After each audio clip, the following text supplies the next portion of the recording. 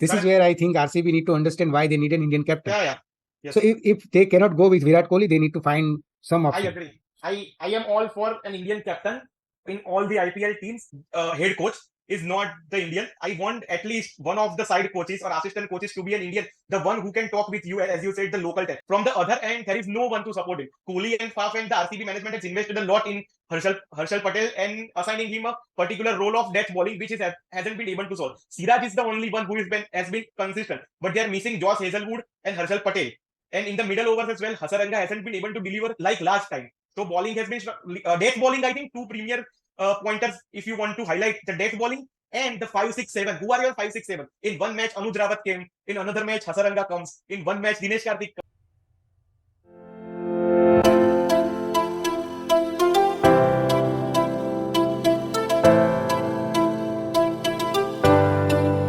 Hi there, welcome to another episode of Market SDN podcast. So last time we had Mohit with us with an amazing episode on IPL and marketing. And now that IPL has reached almost its end, so IPL 2023 has been amazing. We have seen so much of great talent coming in the name of Yashasvi Jaiswal and Rinku Singh. And we have also seen some old folks coming in and making lots of runs and even taking wickets like Piyush Chawla or say Ajinkya Rahane. So this has been a fascinating IPL all around, and today we will be discussing about how the entire IPL has gone through in the terms of marketing, what they have done different this time. So let's start by discussing the first and most important part is how they have marketed this entire season. And I will hand it over to Mohit to begin with what sort of statistics he has brought on the table today. For inviting me again on your podcast. It was a lovely response last time, and it's fascinating to see so many cricket and marketing fans coming and watching and telling us that they really like the show, how we break down the marketing. So kudos to the concept created by you. And coming back to this season particularly, IPL 2023. So if we take the hard data numbers, these are by BARC, that is Broadcast Research Audience Council, which provides the rating for the TV as well. There has been a competition between TV and digital because the rights were separated between Star Sports and Jio Cinema. So two major broadcasters were there who are willing to catch on to this IPL 2023 drama and want to surge ahead of each other. So this data is of first 48 matches. So you can say 66% of the tournament, because we have 70 matches. Today is the last match between RCB and GT. That will be the last match. IPL 2022 and 48 matches of IPL 2023. Then the number goes up to 33%. So really Star Sports have marketed well. Although we say that digital is the game forward, but in the tier 2, tier 3 cities, still the TV is the preferable option. And you can see why these numbers are getting generated so much. And again, another good data that you should look at is how much reach Star Sports has achieved. So in this 48 matches, according to the BARC data, they have gone to 451 million views. That is a huge reach in the market. And then they had almost over 600 million of audience time watch on the TV. So these are the data numbers crunched by BARC and not by Star Sports or Jio Cinema. These were published in the newspaper. So this was for Star Sports. Now coming back to the digital. So Jio Cinema this time came to the digital. It was first time they were experiencing, and within first few weeks, they got 13 billion views. So this is huge. Future of digital is absolutely going to be shattering the earth. Yeah, in fact, they are trying to capture elite audience also with the subscription model they have brought in. Yes. There was a deal between Warner Bros, HBO Max and Discovery. With Jio Cinema, and they have now rights to some of the biggest shows like Succession, The Last of Us, and they are now charging around $9.99 for an year. If you want to see this type of, even they have a library of Hollywood movies now. Plus, I have also seen some great addition to their Hindi content. The regional content, you can say, which is like right from the heartland. One of their shows, which I recently saw an episode on, you can call a type of local dabang type of a series is there, Inspector Avinash, where Randeep Hooda is basically playing a cop from the heartland with all the sorts of cliches that you can expect from an encounter specialist. Basically trying to bring more and more audience right now on the platform. We have seen that this model has been successful with their telecom disruption also, where they basically gave 4G free for first few years and then again they started charging it. So Jio Cinema is again the same thing. No, IPL will be free or not in the further editions. But yes, Jio Cinema does have a great future. I would like to point out one more thing. in terms of marketing and future and how fan experience will change in over the years, we had discussed in our last podcast how AI will play AI and metaverse will play an important part. Correct. One step of Geo in this category has been Geo Dive experience. It is a sort of AR VR device which Geo has launched for around 1300 rupees right now. It will be around 2500 in the future. Right now it's on discount. So this product is basically providing you an AR VR experience of the entire ground. There are certain matches which has been specified, which during this match, if you wear that device, you can experience like you are on the ground.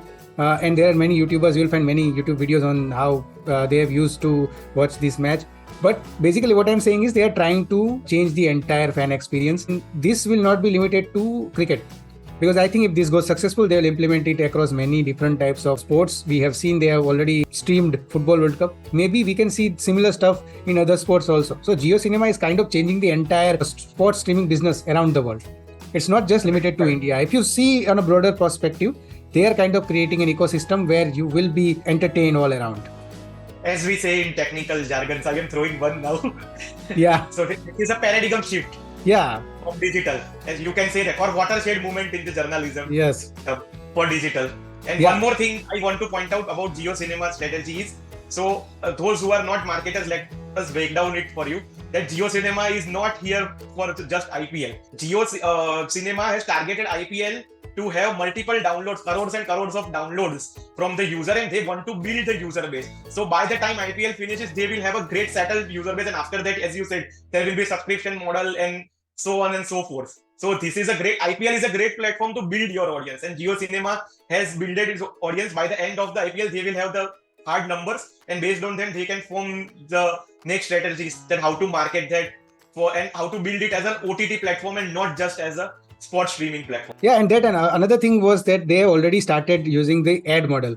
So basically, we have seen giants like Netflix understand now that ad supported content is what they need to actually survive in this market, because OTT platforms the market is cluttered and we know there are so many players. If you want to sustain, you need something, because subscription is not at all a great way to continue. Netflix has experienced this. They have already started an ad service, a type of freemium type of model in US, and they are successful. I was seeing the results of the last quarter in US. They have kind of sailed their boat, which was already sinking. We knew that they have lost so much of subscribers. So Netflix has actually realized that ad model is the best model, and Geo Cinema is already using it. If you go there, there are so much of Bollywood and say TV content already there, along with IPL, and each and every content you can see for free, but you are the product.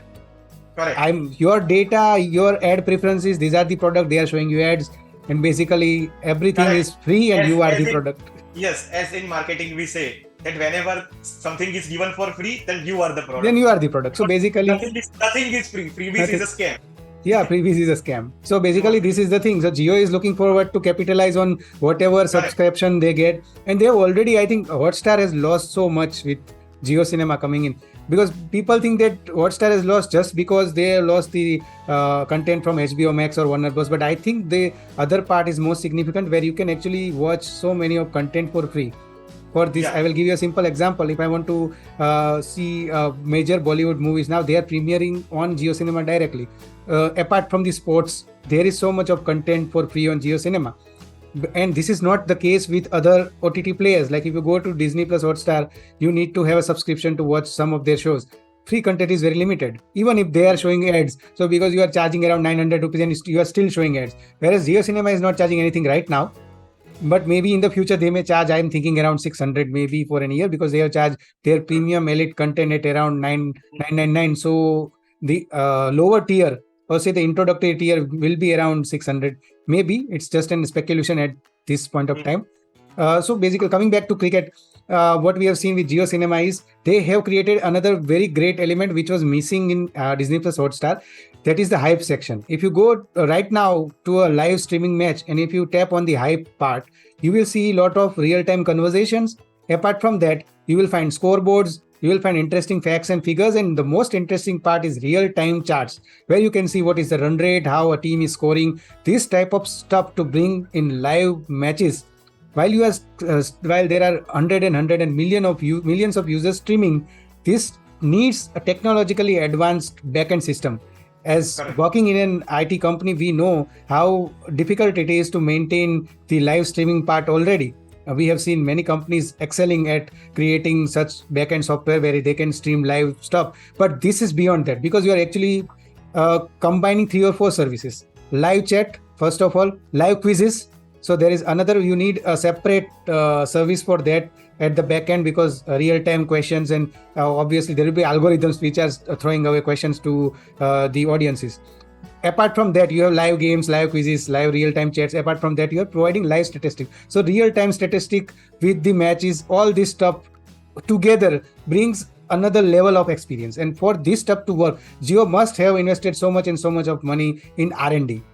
So this is where I think technologically also this is a very great thing for Indian startups and Indian firms who are looking to actually capitalize on tech based startups, because we have seen OTT players work provide us a great experience through their tech.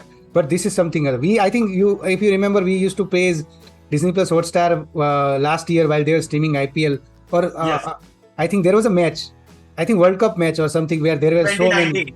2019. Yeah, 2019's World Cup match. 44 million users were there when India and New Zealand match was happening in 2019. It was World Cup semi-final. So at that time, they had that advanced technology and they were ahead of most of the competitors. So coming back to Jio, I think they have created another level of fan experience with their app, and this needs lot of back-end work. So for those people who think that Jio is providing them free stuff, but for this free stuff, they are burning a lot of cash. So in future, you are going to pay for that cash, whatever they are burning right now. So you should be ready for that. Yeah. So this is the thing. At the same time, we have seen many teams work out their marketing plan. So what's your take on different teams using the current technology in terms of marketing purposes? Yeah. So let me give you an example of one of the teams. So that is Gujarat Titans. Now, last time as we discussed that RCB has started podcast, and no other team had started the podcast and not leveraged that potential. But in this year's IPL, GT, I saw a couple of podcasts where they have created a podcast. And the podcast concept was GK meets GT. Means Gaurav Kapoor was the face of the podcast, and he was having conversation one-on-one with Hardik Pandya, with Ashish Nehra, with Rashid Khan, and so on and so forth. So they have realized how much important that is, then how behind the scene is important, and how the preparation goes on. So I think this is just second year of GT, and you have to command them, that they have commanding control over how much they want to market and how social media influence their content. Also, there is one girl who is being the GT insider, and she is showing the behind the scenes video. Then how there was Gujarat Day on 1st May, that how much players get together and have a Gujarati thali. Then how they prepare, and how particular players prepare. Now Rashid Khan, how he prepares for his bowling, or how Hardik Pandya prepares for a particular match. So that kind of fan experience is amazing to see that how much they have market. They are just in the second year, but they have already realized the importance of social media. And I give kudos to GT's social media team and marketing team, because in just second year, they have surged ahead of many franchises who have still not realized that how much it is important to have this kind of content. Yeah, and another aspect where Gujarat Titans also aced the marketing was influencer marketing. I saw many Gujarati influencers, right from RJ Dipali to Manan Desai. If you know Manan Desai, is a very this man was promoting GT, and there are many other influencers also. They started with it. Aditya Gadvi. Yeah, Aditya Gadvi. Yes. Gujarat Titans theme song Awa De, and he also performed in one of the matches as well before the match. So this sort of local influencers, tapping into local influencers and marketing your team has been a very important strategy for teams. But following GT, I have seen MI also. There is an influencer called Samiksha Khatke, who is very famous influencer on Instagram. And I have seen her promoting Mumbai Indians matches. I don't know, this is a kind of collaboration they have set or something, but I have seen her. She also went to MI matches live. And she has kind of created content from there. There are so many collaborations across many teams we have seen. And like I say, that teams are now evolving in that section. But this IPL has been special also for some of the dramas that it has created. Especially, I would say they are, I don't know if this is scripted or what we are seeing is something Yeah, out of this world, because I'm seeing Big Boss kind of a vibes in some of the matches. If you remember the Gautam Gambhir and Virat Kohli showdown after that match, it yeah, was like I was seeing say real we see some kind of drama in Big Boss, or say yes, roadies. Such type of drama was on the field. We know Virat Kohli to be an aggressive person, but this was yeah, kind of very different. And then after whatever has followed is something we had never expected. Like if you have heard about it, there were some supporters of Virat Kohli who went to another match of Lucknow Super yeah, Giants. They thrown some nut bolts on the correct. dressing room, or say the pit on the side of the ground where the Uh, players. Sorry, Naveen ul Haq was like Naveen. trolled, not on just internet but on the ground also. So this Yeah, kind of stuff, or say spicy stuff, has been new this IPL. I think we have seen yeah, rivalries in IPL, but this time it was a little bit different. little bit. Yeah, and then again there was also this another thing where we saw KL Rahul's KL Rahul's injury, going Hmm. back for the surgery, and Hmm. then coming onto the podcast and trying to clarify himself for whatever stuff is going on around his selection in the team. This sort of stuff was new to me in IPL, because we have not seen such Yeah, a drama outside of the cricket field. We have seen this inside of the cricket field, it's correct. okay, but it has gone outside of the cricket field. And Yeah, this is new to me also. Means we have been watching IPL, but we have not seen so much of drama. We have seen some of the players coming out and saying that yes. we are very good at IPL, but we are not selected and all that stuff. But still, I think this is new to me. So, what's your take on it? Why I don't think IPL needs such drama to promote their No, game. I think IPL as a product itself is already successful. It doesn't need the spice, and yeah, rivalry is good. As you said in the yesteryears as well, we have seen Bravo versus Pollard. Cricketing term, we say the match within the match. So Yes. we want this small contest to happen. If that doesn't happen, then fan experience will be not will be very limited. But there was no fight, and never they have said anything about the teams or in person or anything like that. There was one between Kyron Pollard and Mitchell Stark, where Kyron Pollard threw the bat uh, at Mitchell Stark in one of the matches. But then after the match, there was nothing. There was handshake.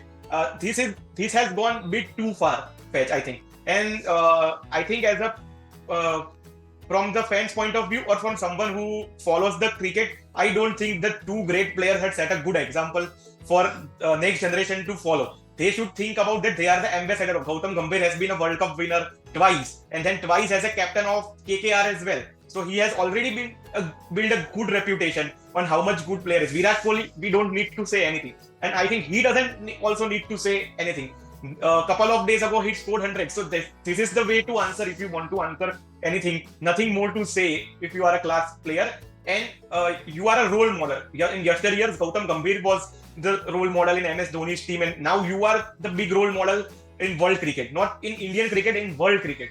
So you have to have that magnitude in mind, that how much it will create an impact. And at the same time, you are someone who is promoting Test cricket, which is a dying. If you remember in 2009, when Virat Kohli scored his first 100 against Sri Lanka in Kolkata, I think in 2009 Indian Garden, and in the same match, Gautam Gambhir also scored 150 runs. Then Gautam Gambhir was given the man of the match.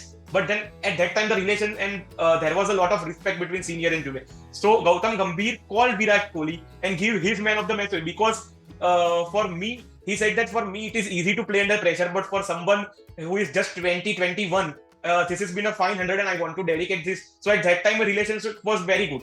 This whole thing started in 2013 when Virat became the RCB captain and Gautam Gambhir was KKR captain.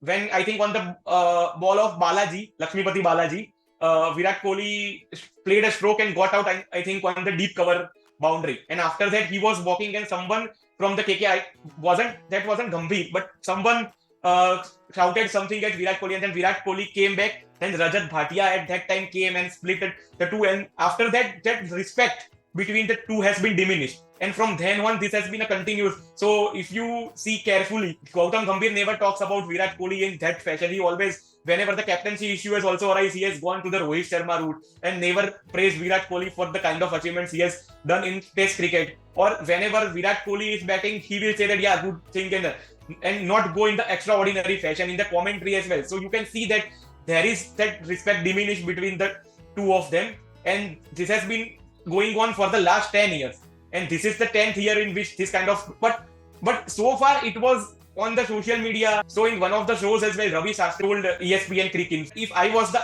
BCCI torchbearer or commissioner of IPL, should call these two or in the match referee's room and tell that if you want to play, this will not work in my league.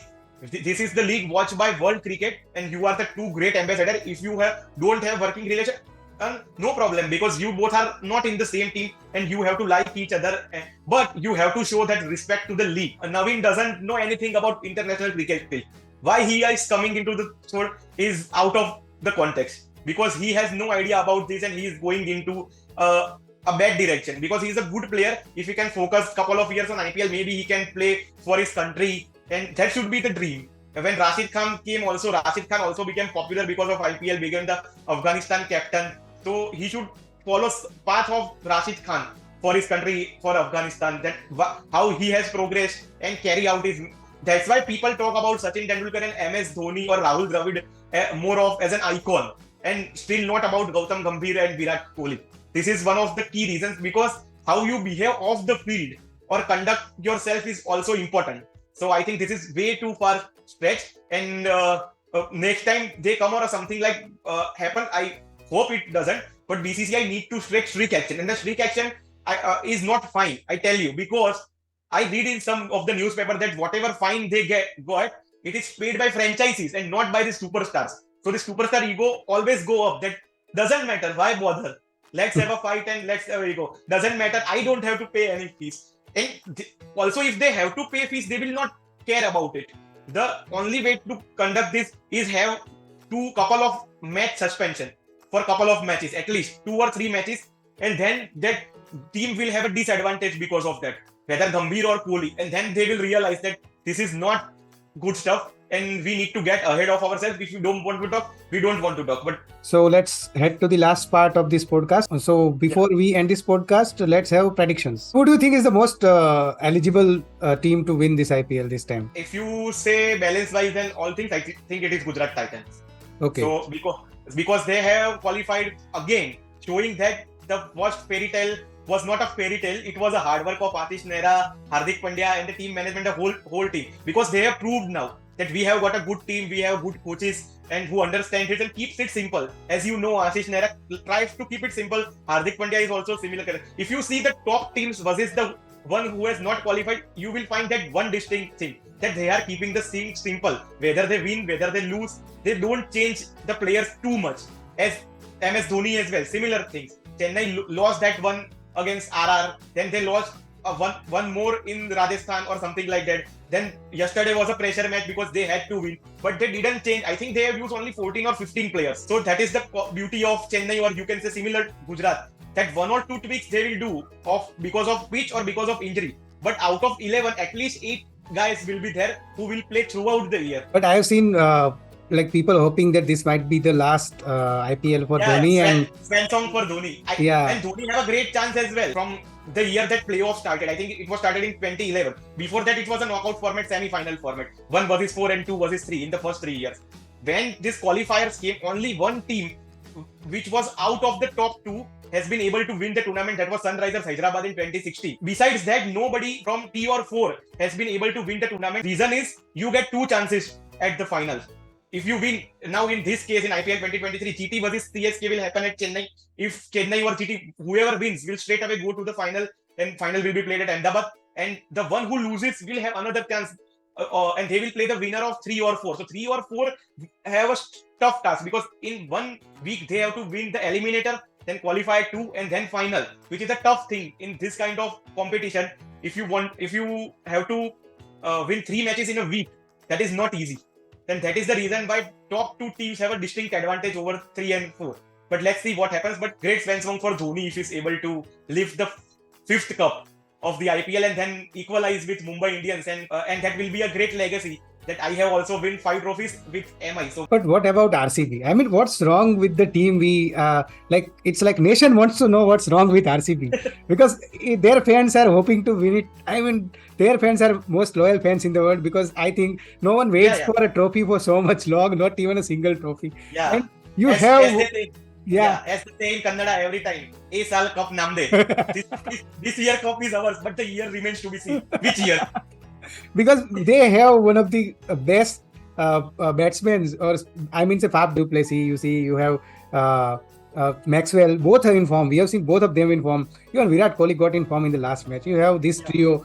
Even in the bowling section, also they have kind of great bowlers also. So it's not like that they have an incomplete team or sort of type of thing. But what is missing is the intent missing, because I find it very hard to believe that you have Virat Kohli and you do not have the intent or hunger to win, because he's a sort of player who wants to get on the field and give his best, even 200%, not 100%. And when you have such a player within your team, why is your team not winning? This is a question many would like to know.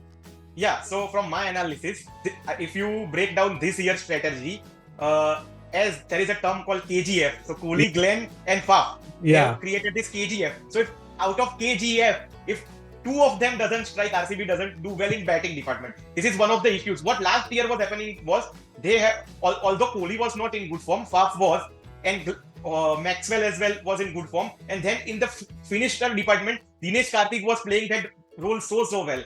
And they have one into Hasaranga as well, who was striking few balls as well. This time, the batting is heavily dependent on KGF. Earlier, it was Gill, ABD, Virat. Now, Faf, Virat, Glenn Maxwell. So, the cream is always at the top for RCB. And I don't know why they don't course correct that in the auction strategy. That because many of the matches, if you see in IPL, are won by 4, 5, 6 or 5, 6, 7. That how much you finish. There is a heavy investment in that finisher from time to time in all the teams. If you see the successful teams which has won, in MI they have Kyron Pollard, then they have got, once there was Hardik Pandya, then there was Krunal Pandya. So 5, 6, 7. This was the lineup. Then in Chennai you have Ravindra Jadeja, you have Ambati Rayudu, you have MS Dhoni. Now Shivam Dube, you need that middle order to be strong. So one of the reasons they are struggling, because after a good start, they are not able to capitalize. Last match, Kohli played till the end. Still, they were hunching for it in the last over. How they do it, I don't know. They should have won by 18 or 19 over at max, the last match. But this is the problem, that whenever a new player or someone comes, they don't have that similar capability to what Kohli, Glenn Maxwell and Faf du Plessis have got. Faf du Plessis has an exceptional season. If Faf du Plessis doesn't have that kind of season, RCB would have been struggling even more. The second one being, they missed out on Josh Hazlewood this time. Josh Hazlewood was a premier bowler. Siraj was in great form.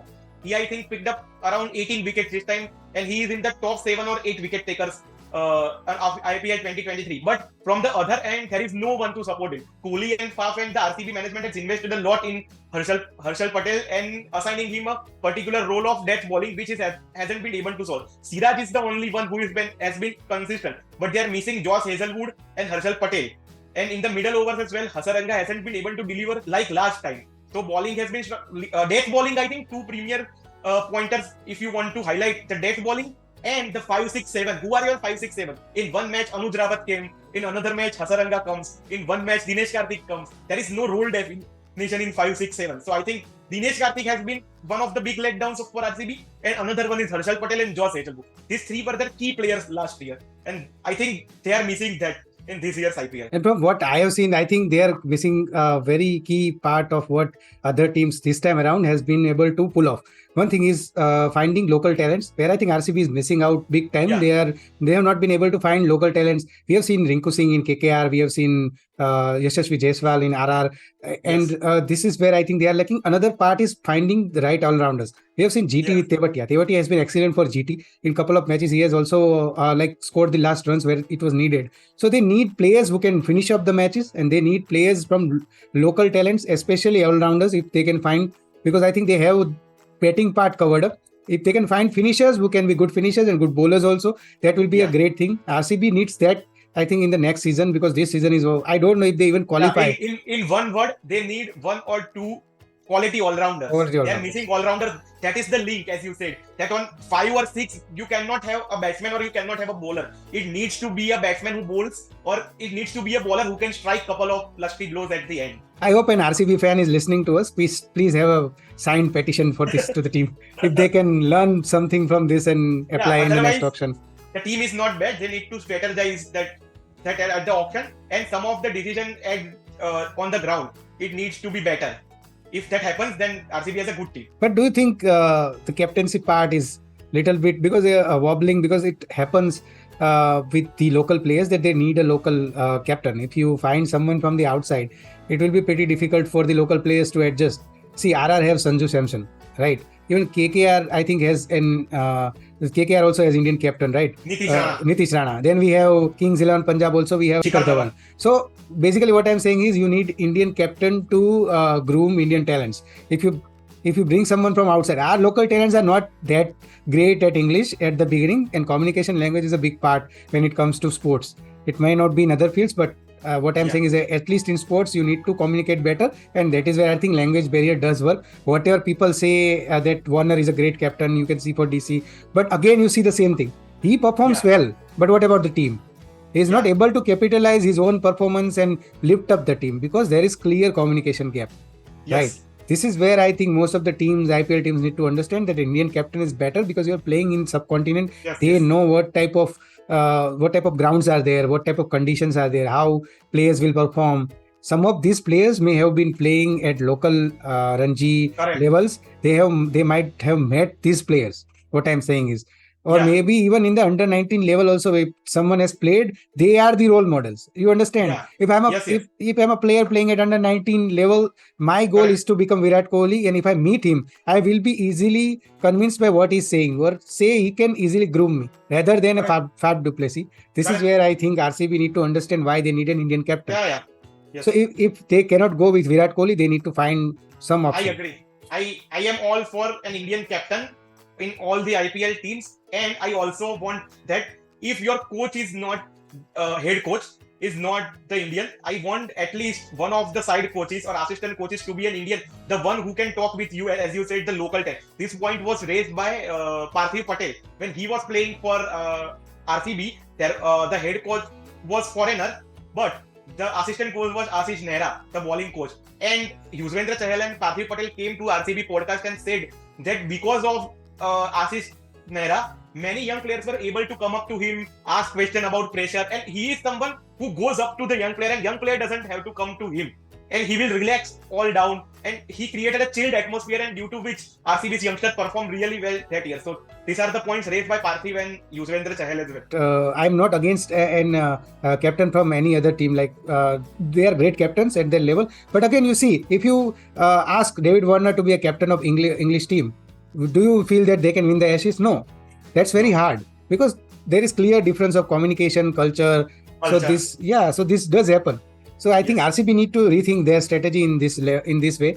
For me, as you said, GT is a very big competitor, and I think GT is the team we can look forward to win this time. Chennai has also a great chance if they can fine tune that little bit in matches on the match day. Any team can win. So prediction is hard.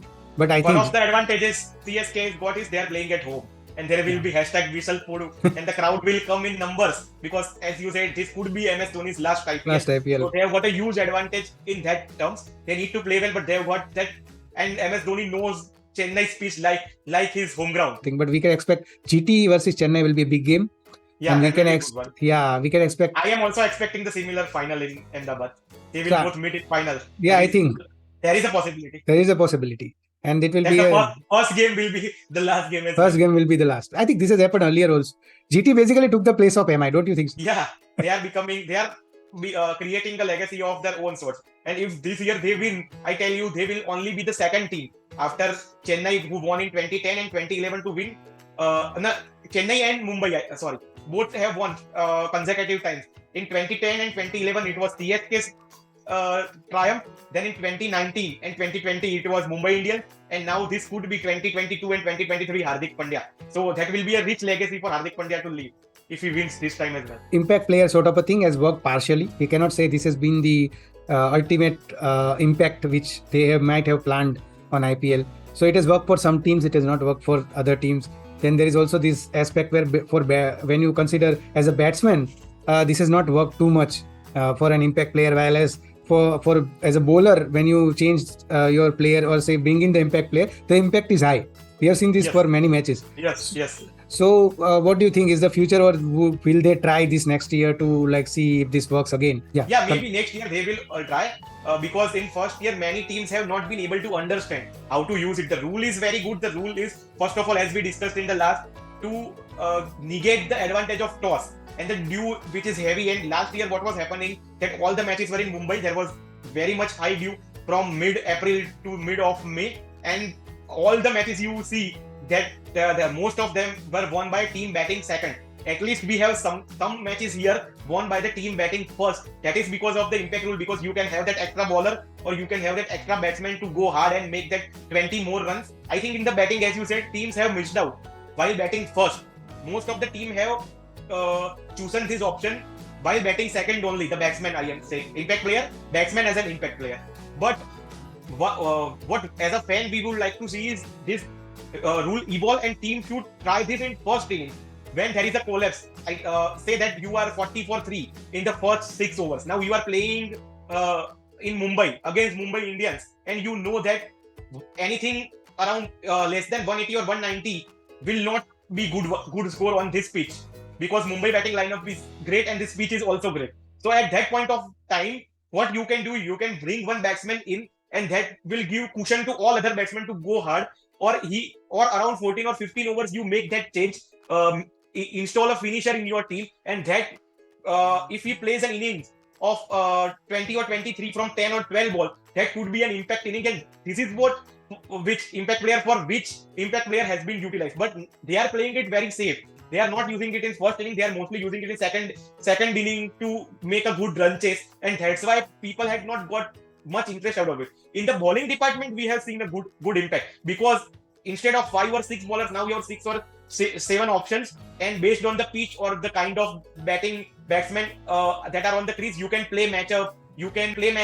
And you can use that impact player rule very nicely. This is the year where we have got most 200 runs in the history of the IPL, and this is the year we have already got over 1,000 sixes. I don't think in the history of IPL we have this kind of crazy tournament in terms of six hitting, that where we have Rinku Singh and players like Shivam Dubey, unknown names coming out and smacking the ball around. So Yashasvi Jaiswal, as you have mentioned. So these are some great names who came out blazing, and that is only due to impact player rule. Yeah, and this year has been also the first IPL after, say, the upliftment of all sort of physical bans. Last year also we saw there was a bio bubble and all that stuff. So this time it's been so organic and natural, and that is why after 2019 home away format is back after 4 long years, and so that's why all the fans have got that hero to watch in their own city, and they don't have to travel in Mumbai or Abu Dhabi or only watch match on their screens, laptop or mobile or on TV. They can go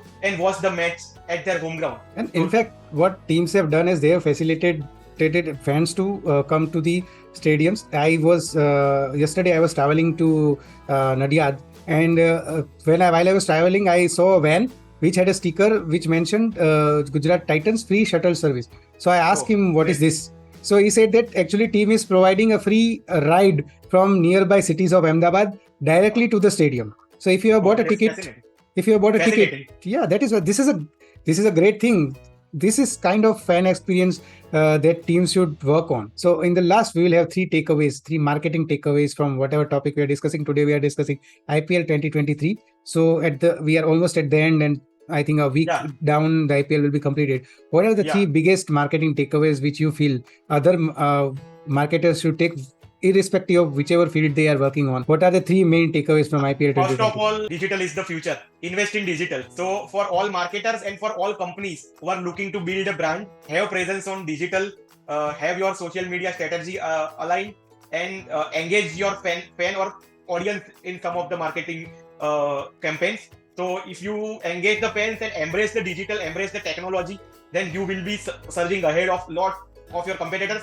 Secondly, investing in customer experience or fan experience, if we are providing it to a sports fans, is very much important. Invest heavily in technologies. Now there are lots of technology. It's to you as marketers or as brands, we should invest in the latest technologies possible, like today's technologies are AI or IoT. Embrace them and try to make the fan experience more seamless, more like they are watching it from the close quarters. So it would be a great. And third would be, as you said, vocal for local. Bring the local players in, bring the local influence. As you said in Gujarat Titans, they connected the audience by bringing the local superstar of singing, of culture, of sports. So if you go vocal for local, you cannot have one size fit all type of strategy. You need to have local marketing strategies. Whatever will work in the western of India will not resonate with east of India or south of India or north of India. You need to create separate campaigns if you are targeting separate audiences. So if you go for that niche audience and have that local connection, your brand will surge ahead of the competitors. So these are the three takeaways I want to say. So this was very insightful from Mohit. As you can see, a game of cricket is not just about physical attributes like going sweating it out on the ground or hitting the ball out of the park. A game of cricket is also about learning the life lessons or marketing lessons also. So today we had amazing time with Mohit, and we will be seeing him further also with another topic, not just about cricket. But as we said, there is marketing in each and every aspect of life, and cricket is a great way to market. So ending it here, we will meet you again into the next episode with another marketer and another interesting aspect. And do like, share, and subscribe this episode. You will also find key statistics regarding this episode with in a form of PDF linked inside the description. So do check it out and share your thoughts about IPL 2023 and its marketing in the comment box. Bye bye for now.